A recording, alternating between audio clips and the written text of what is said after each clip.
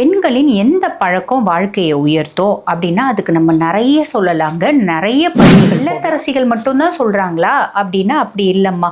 இது வந்து பாருங்க, நல்ல ஒரு பெரிய கன்சர்னில் சிஇஓவாக இருக்கவங்க சொல்கிறாங்க, ஒரு ப்ரொஃபஸராக இருக்கவங்க சொல்கிறாங்க, ஒரு டீச்சர்ஸாக இருக்கவங்க சொல்கிறாங்க.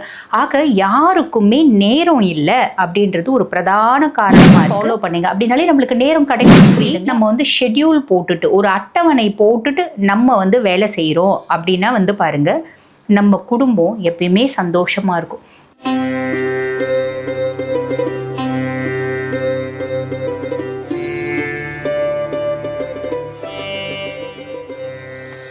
வணக்கம், நான் டாக்டர் தீபா லாலன். இன்னைக்கு நம்ம என்ன டாபிக் பற்றி டிஸ்கஸ் பண்ண போகிறோம் அப்படின்னா, பெண்களின் இந்த பழக்கம் வாழ்க்கையை உயர்த்தும். இதுதான் வந்து பாருங்க, எனக்கு கொடுக்கப்பட்ட ஒரு தலைப்பு. பெண்களின் எந்த பழக்கம் வாழ்க்கையை உயர்த்தோ அப்படின்னா அதுக்கு நம்ம நிறைய சொல்லலாங்க, நிறைய பதிவுகள் போடலாம். இருந்தாலும் இந்த ஒரு குறுகிய காலகட்டத்தில் என்னென்ன விஷயங்களை உங்களுக்கு பகிர முடியுமோ பகிர்றேன். மொதல் விஷயம், பெண்கள் வந்து பாருங்கள், நிறைய பேர் ஹோம் மேக்கர்ஸாக இருப்பாங்க, இல்லத்தரசிகளாக இருப்பாங்க. அவங்க சொல்கிற மொதல் விஷயம் என்னென்னா, எனக்கு நேரமே இல்லைம்மா, எனக்கு டைமே இல்லை, காலையிலேருந்து ராத்திரி வரைக்கும் நான் உழண்டுட்டே இருக்க மாதிரி இருக்குது, எனக்குன்னு நேரத்தை என்னால் ஒதுக்கிக்க முடியல அப்படிம்பாங்க. இது இல்லத்தரசிகள் மட்டும்தான் சொல்கிறாங்களா அப்படின்னா அப்படி இல்லைம்மா. இது வந்து பாருங்கள், நல்ல ஒரு பெரிய கன்சர்னில் சிஇஓவாக இருக்கவங்க சொல்கிறாங்க, ஒரு ப்ரொஃபஸராக இருக்கவங்க சொல்கிறாங்க, ஒரு டீச்சர்ஸாக இருக்கவங்க சொல்கிறாங்க. ஆக யாருக்குமே நேரம் இல்லை அப்படின்றது ஒரு பிரதான காரணமாக இருக்குது. அவங்களுக்கு வரக்கூடிய, நம்ம ஒன்றும் இல்லை, நம்ம ஒரு மருத்துவராக ஒரு உடல்நல உபாதைகள்னால அவங்க வராங்க அப்படின்னும் போது ஸ்ட்ரெஸ் இல்லாமல் இருங்கம்மா, கொஞ்சம் ரிலாக்ஸ்டாக இருங்க அப்படின்னு நம்ம சொல்லும்போது அவங்க சொல்கிற விஷயம் அதுதான்.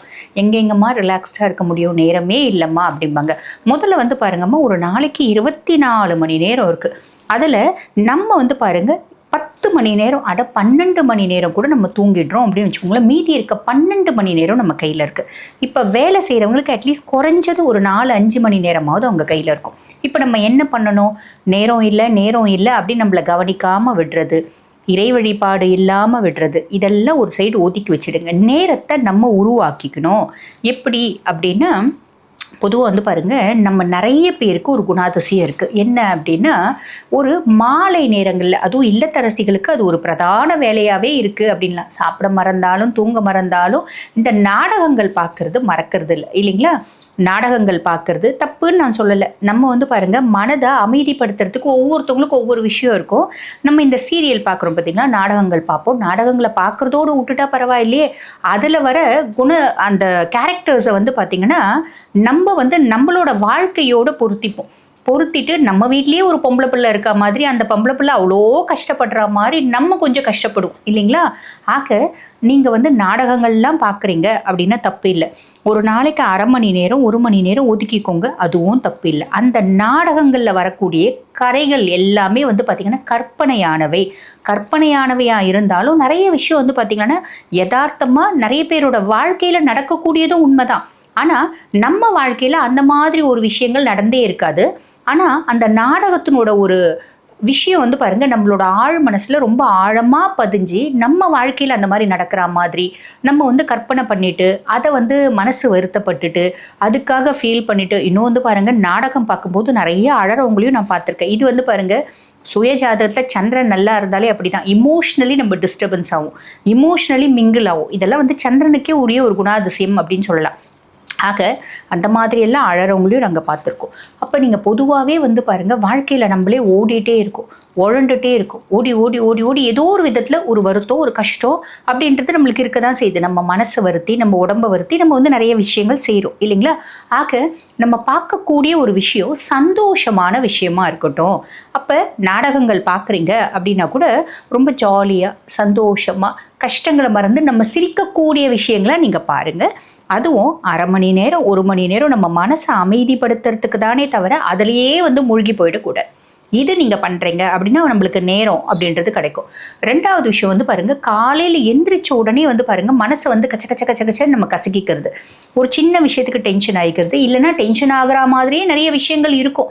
காலையிலே வந்து பாருங்கள், நம்ம ஸ்ட்ரெஸ் ஆகிட்டோம் அப்படின்னா ராத்திரி முழுக்க நம்மளால் வந்து நிம்மதியாக இருக்க முடியாது. ராத்திரி வரைக்குமே சிடுன்னு இருப்போம். ராத்திரி முழுக்க தூக்கமும் சரியாக வராது அப்படின்லாம். ஆக காலையில் எந்திரிச்சோடனே எந்த விஷயமா இருந்தாலும் மனதளவில் வந்து பார்த்திங்கன்னா நம்மளுக்கு தொய்வு அப்படின்றது வரக்கூடாது, ஸ்ட்ரெஸ் அப்படின்றது வரக்கூடாது. ஓகே, இதெல்லாம் ரொம்ப சாதாரண விஷயம் அப்படின்ற மாதிரி மூவ் ஆன் பண்ணிக்கோங்க. சில பெண்கள் இருப்பாங்க காலையில் எந்திரிச்சோடனே பிரச்சனைகளை தானாக வாங்கிப்பாங்க.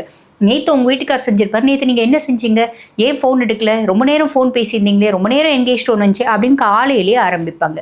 ஆக காலையிலேயே வந்து பாருங்கள், அந்த மாதிரி நீங்கள் உங்களை வந்து மனசை வந்து அமைதி இல்லாத ஒரு சூழ்நிலையை, ஸ்ட்ரெஸ்ஸை உருவாக்கிக்காதீங்க. இது ஒரு விஷயம். இதை ஃபாலோ பண்ணுங்க அப்படின்னாலே நம்மளுக்கு நேரம் கிடைக்கும். புரியுதுங்களா? 3வது விஷயம் என்ன அப்படின்னா, எப்பயுமே வந்து பாருங்கள் கைபேசியோட மொபைல் ஃபோனோடவே தான் இருக்கிறது. மொபைல் ஃபோன் பார்க்குறது தப்பு அப்படின்னு சொல்ல முடியாது. காரணம் என்ன அப்படின்னா, நீங்கள் இப்போ இந்த யூடியூபு, இன்ஸ்டா இதெல்லாம் பார்க்கறதுனால தான் இப்போ நாங்கள் எங்களை மாதிரி வந்து ஆன்மீகவாதிகள் போடுற பதிவெல்லாம் உங்களால் பார்க்க முடியுது, நிறைய விஷயம் தெரிஞ்சுக்க முடியுது. அதுக்கும் மேலே எத்தனையோ வந்து மருத்துவர்கள் நிறைய பதிவுகள் போடுறாங்க, அதெல்லாம் உங்களுக்கு நல்ல உபயோகமாக இருக்குது. ஆக நீங்கள் பாருங்கள், பார்க்குறதும் வந்து பாருங்கள் ஒரு அளவோடு பார்க்கணும். அதுலேயே அடிக்ட் ஆகிடக்கூடாது, அதுக்கே அடிமை ஆகிடக்கூடாது. அப்போ நிறைய இல்லத்தரசிகள் என்ன பாருங்கள், வேலையெல்லாம் அப்படி அப்படியே போட்டுருவாங்க, போட்டுட்டு உட்காந்துட்டு ஃபோன் பார்க்குறது, போட்டுட்டு உட்காந்து வேலையெல்லாம் எதுவுமே செய்யாமல் நாடகம் பார்க்குறது. இந்த மாதிரியெல்லாம் அவங்க வந்து நம்மளோட மனசை முழுவதுமே வந்து பார்த்திங்கன்னா இந்த டிவி முன்னாடியும் ஃபோன் முன்னாடியும் நம்ம செலுத்தும் போது நம்மளுக்கு நேரமே இருக்கிறது இல்லை.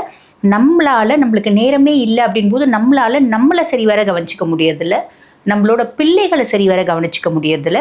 அதுக்கும் மேலே இறை வழிபாடு அப்படின்றது நம்மளுக்கு செய்யவே முடியறதில்ல. அதனால தான் வந்து பாருங்கள், இப்போ நிறைய பேர் என்ன கேட்குறாங்க அப்படின்னா, நீங்கள் இறை வழிபாடு, நீங்கள் மந்திரம், ஜபம் இதெல்லாம் இல்லாமல் ஈஸியான மெத்தட்லாம் சொல்லுங்கள் எங்களுக்கு வருமானம் வர்றதுக்கு அப்படின்னு கேட்குறாங்க.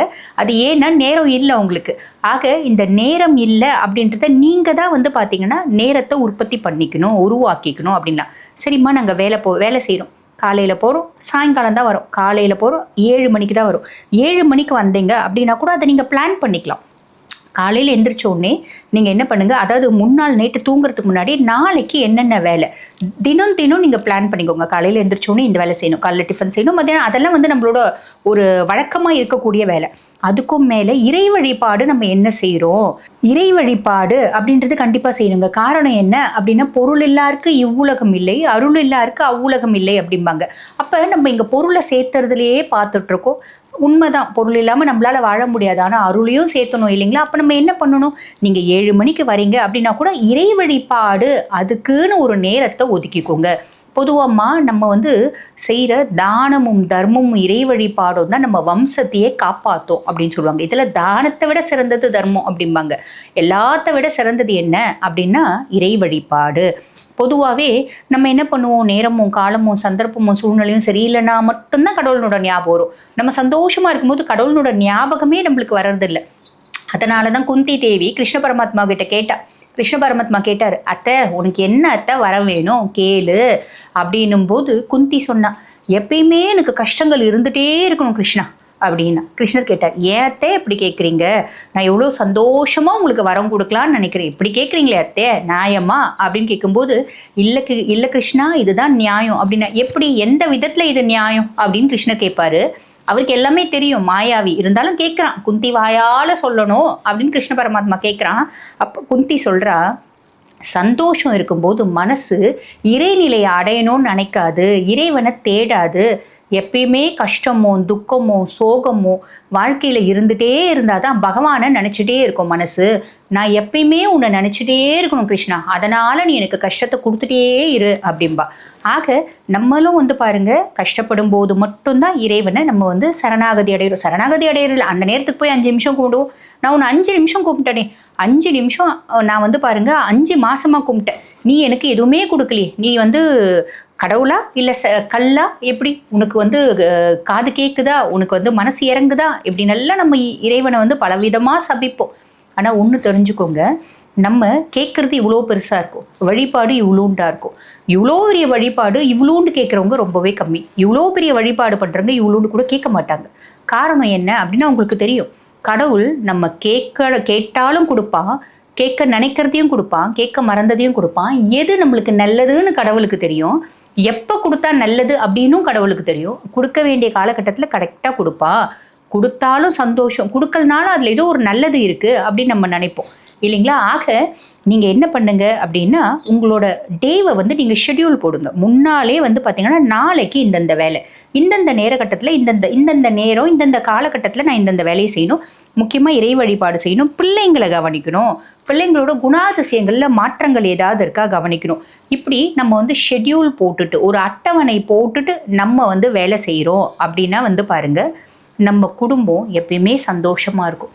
அதே மாதிரி நம்ம பிள்ளைங்களும் வாழ்க்கையில் பெரிய அளவில் உயருவாங்க. அதுக்கும் மேலே பகவானோட முழு கருணையும் நம்மளுக்கு கிடைக்கும் அப்படின்றது நல்லா ஞாபகம் வச்சுக்கோங்க. ஆக நேரமே இல்லை அப்படின்னு வருத்தப்படுறவங்க ஷெட்யூல் போட்டு செய்யுங்க. நிறைய நேரம் அப்படின்றது நம்மளுக்கு கிடைக்கும். நிறைய நேரம் பண்ணிவிட்டு இன்னும் கொஞ்சம் நேரம் இருக்கே என்ன பண்ணலாம் அப்படின்றதும் நம்மளுக்கு தோணும். புரியுதுங்களா? ஆக இந்த பதிவு உங்களுக்கு பயனுள்ளதாக இருக்கும்னு நினைக்கிறேன். இதே மாதிரி இன்னொரு பதிவில் உங்களை சந்திக்கிறேன். நன்றி.